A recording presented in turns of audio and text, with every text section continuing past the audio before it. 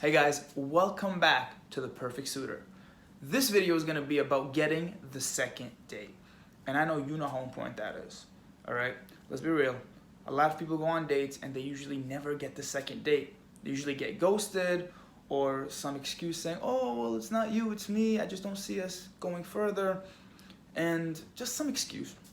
And a big part of that is you just might have not been successful on the first date.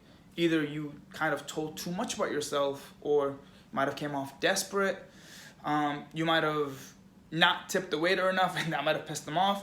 Who knows? Whatever it is, you don't know. But at the same time, you must have did something wrong in the first date to kind of not have a second date, which is obvious.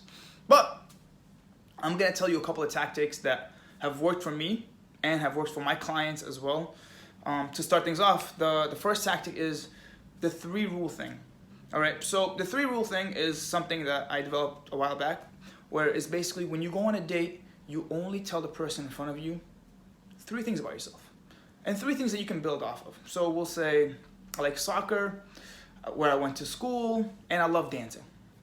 Okay, those are 3 things that are facts about me, but at the same time I can build off of. Like, what kind of dancing? What sports team do I like? And my experience in college.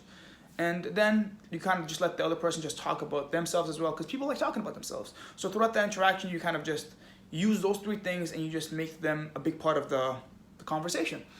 And then at the end of it all, the person will be like, oh, well, I feel like I still don't know a lot about you. Like, you just told me a couple of things. Can I know more?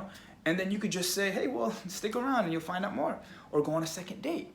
You know, and it kind of still keeps a mystery, because a big part of it is keeping the mystery. If you go on the first date and you're just telling the person everything about yourself, it kind of kills the whole, like, oh my God, I want to get to know you more, because I feel like I found out everything I need to know. I found out your childhood, your history, your every single one of your passions. It kills it, and it gets boring. So it's like, keep that mystery alive. Let them, you know what I mean? Let them want you some more. You get it. And like, another thing is, like, when you're on the date, use whatever the person says and then try to find a way to add or go on a second date with that. I always recommend setting up the second date in that date. That is very, very important. So for instance, if I'm talking to the person and I'm saying, oh, hey, well, what kind of food do you like or whatever? They're like, oh my God, well, I love Italian food. Oh, so that's where you want me to take you next time. All right, I guess, I get it. You know, make it a joke. And then when you say that, now it's like you're insinuating that there's gonna be a second date, and now you're planting the seeds, and then you can, at the end of the night, be like, hey, so when am I gonna take you on to the Italian restaurant?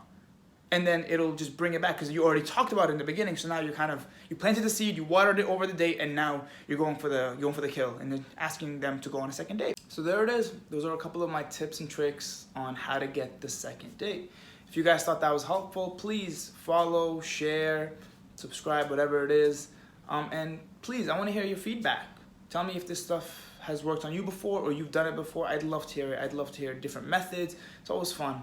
Either way, thank you again for supporting. Thank you again for watching the video. I really appreciate all of you, and I hope you have a great rest of your day. Take care. Bye, guys.